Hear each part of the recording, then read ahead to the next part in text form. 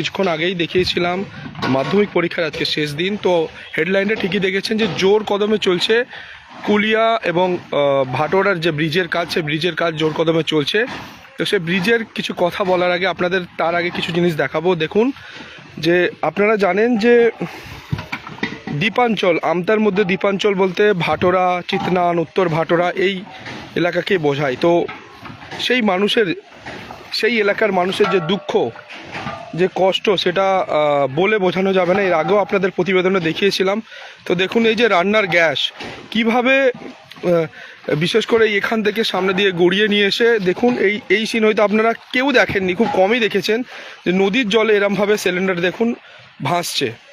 তো এরমভাবেই কিন্তু বিশেষ করে দ্বীপাঞ্চলের মানুষের তাদের যে দৈনন্দিন যে সেই রান্নার গ্যাস দেখুন এরমভাবেই নিয়ে যাওয়া হয়।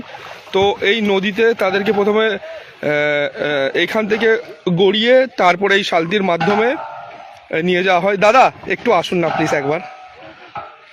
তো আপনাদের এবং তাদের যে দুঃখের কথাটা আমরা একটু জানবো। এবং জোর কদমে চলছে কুলিয়া ভাটোরার যে ব্রিজ, সেই ব্রিজের কাজ চলছে।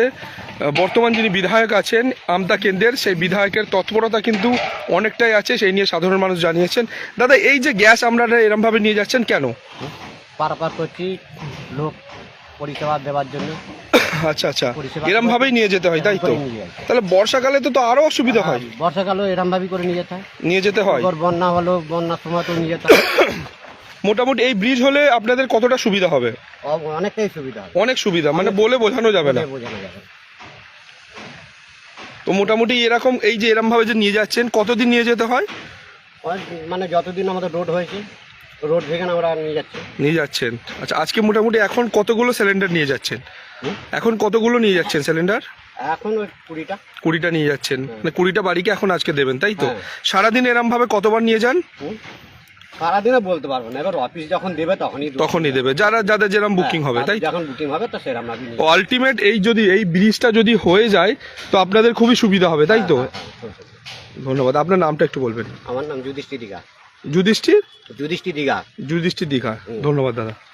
বুঝতে পারলেন যে একেবারে এই যে দ্বীপাঞ্চলের মানুষের যে অসুবিধা, সেই অসুবিধা কথাই মানে বলে বোঝানো যাবে না। যারা আমরা আমতা ওয়ানে থাকি বা যারা আমরা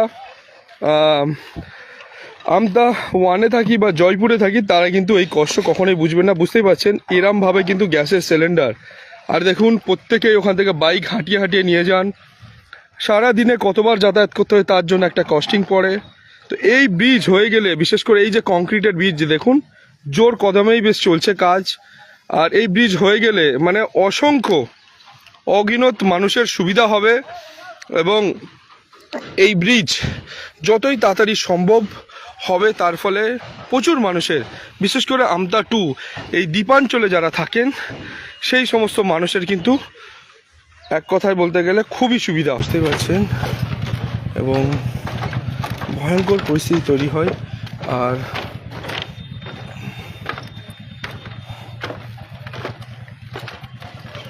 আঙ্কাল একটু দাঁড়ান, আমি আমতা টিভি থেকে আসছিলাম। এই যে ব্রিজ হচ্ছে, এই ব্রিজ হওয়ার ফলে কি আপনাদের সুবিধা হবে? তো অনেকটা সুবিধা না?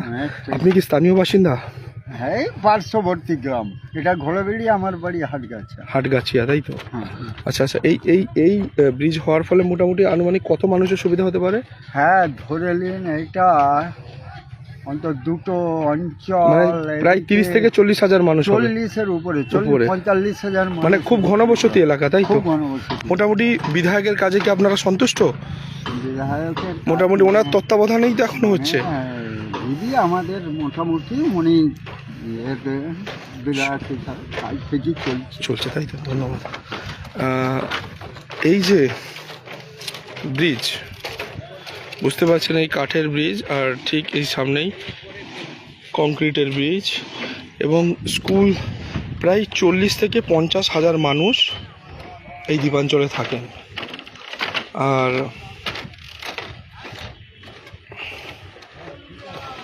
আপনাদের দেখাবো এই নদী।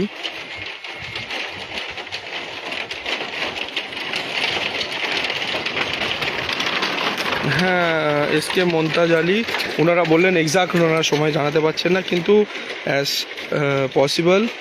সুন অ্যাজ পসিবল, যত তাড়াতাড়ি সম্ভব তারা এই ব্রিজের কাজ সম্পন্ন করবেন।